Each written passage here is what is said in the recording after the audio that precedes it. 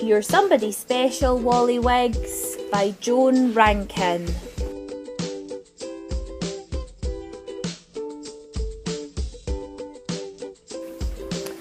Walliwigs' mother was a scatty parrot. She made her nest in a very silly place. One morning, during a little flyabout over the botanical gardens, the ship started to move. It sailed out of the harbour. Walliwigs could see the sea. It was a blue and very big sea. Walliwigs missed his lunch. By supper time, he was ravenous. Ravenous! Ma, I want my supper, he squawked. The ship's cook looked out to see what all the fuss was about. The captain came out on the bridge and said, "Call Sid, the ship's boy, to get that thing out of my chimney." Sid, the ship's boy, loved climbing up chimneys, so that was okay. He also loved his python Harold. But he did not love parrots. When the ship arrived at the next port, Sid put Walliwigs in a pineapple box and took him ashore to his Auntie Beth. When Sid had gone, Auntie Beth wondered what to do with Walliwigs. The only birds Auntie Beth liked were her chickens, so she put Walliwigs with one of her hens, Martha, and hoped for the best. "What is this?" said Martha, inspecting the new arrival. When she saw what it was, she clucked, "A chick! A chick!"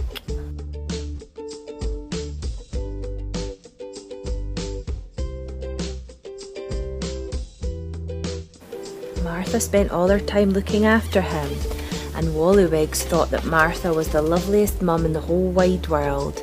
She never let him out of her sight. "That kid is not only scrawny and squeaky, he also eats too much," said the ginger hen to the other hens. "Nonsense," said Martha. "My Walliwigs has a wonderful appetite." Walliwigs certainly loved his food. He ate all his supper, and every day he grew bigger and bigger until Martha's nest was too small. Martha taught Walliwigs to roost beside her on the perch. "Doesn't he know when it's bedtime?"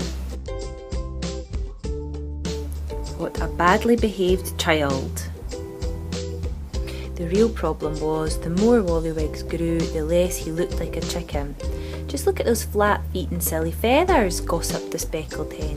"He's a misfit," said the ginger hen. "He's not a misfit," protested Martha.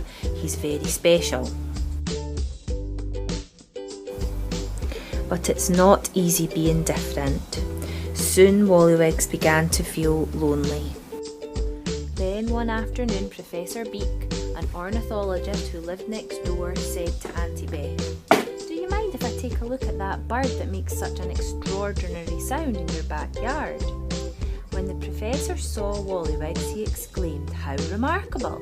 I must have it." "Help yourself," said Auntie Beth, who had enough of Walliwigs and his funny ways. But Walliwigs wasn't all that keen to leave his mum.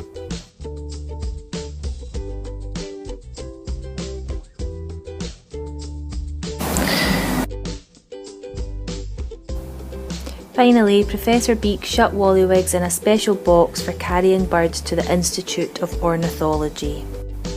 Walliwigs could be heard squawking and making a fuss all the way to the professor's car.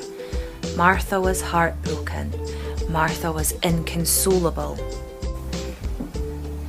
2 weeks later, a letter from the Institute of Ornithology arrived for Martha. Auntie Beth read it in front of everyone. "My darling Ma, I'm having a lovely time. The professor says that I am a Proboscis atenemus. That's a special name for a great black cockatoo. I am an endangered species and I get special treatment. I will be getting married as soon as a suitable bride is found. I love you, Walliwigs." My darling Ma, I'm having a lovely time. The professor says that I am a Proboscis atenemus. That's a special name for a great black cockatoo. I am an endangered species and I get special treatment. I will be getting married as soon as a suitable bride is found. I love you, Walliwigs. Martha was overjoyed. She turned to the ginger hen and the speckled hens and said proudly, "There you are, I told you my Walliwigs was very special."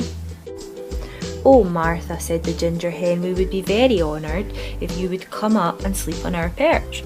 "Yes, yes, please join us," clucked the speckled hens. But Martha was much too busy planning something smashing to wear for the wedding.